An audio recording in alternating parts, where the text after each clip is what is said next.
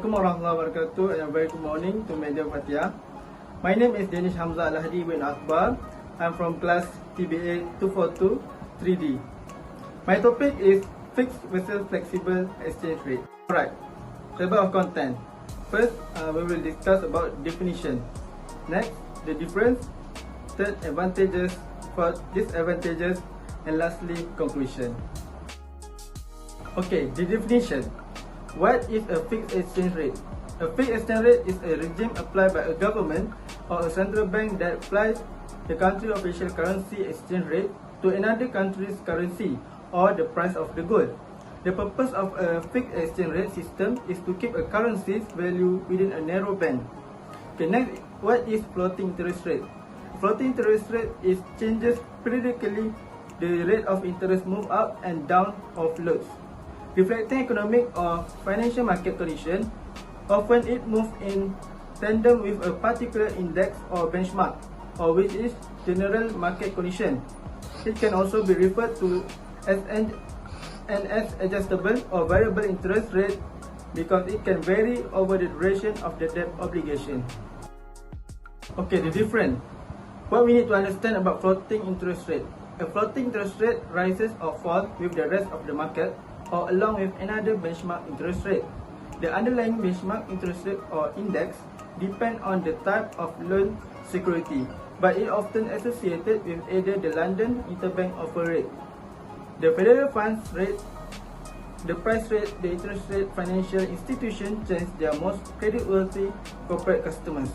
When it comes to consumer loans and debt, like for mortgage, car loan, or credit card banks and financial institutions, charge a spread over this benchmark rate, with the spread depending on several factors such as the type of asset and the consumer of credit rating.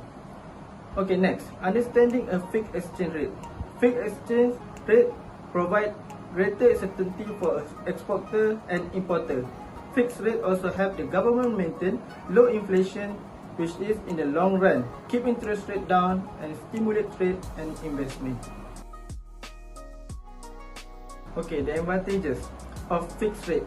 One of the advantages of fixed rate is eliminate exchange rate uncertainty and thus promote international trade. It also promote price stability because it constrains the government from, for example, printing money. It requires that central bank holds sufficient foreign reserve to supply the market at the given rate. For example, 1 unit of local currency equal to $2, so the central bank has enough dollar to maintain the rate. Next, the advantage of floating rates.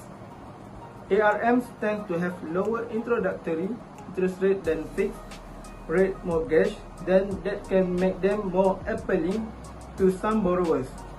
Those who plan to sell the property and repay the loan before the rate adjusts, or borrowers who expect their equity to increase quickly as home value increase may choose an ARM. The other advantage is that floating interest rate may float down, thus lowering the borrower monthly payment. Of course, the opposite could happen too. Alright, the disadvantages.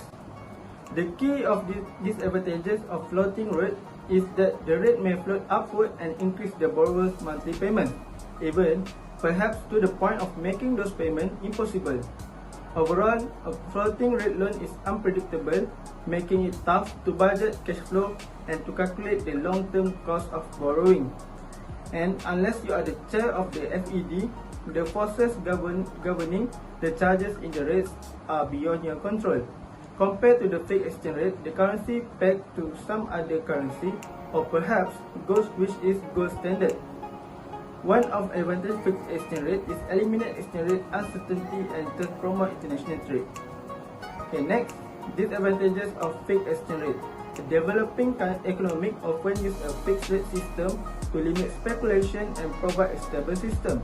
A stable system allows importers, exporters, and investors to plan without worrying about currency moves. However, a fixed rate system limits a central bank ability to adjust interest rate as needed for economic growth. A fixed rate system also prevents market adjustment when a currency becomes over or undervalued.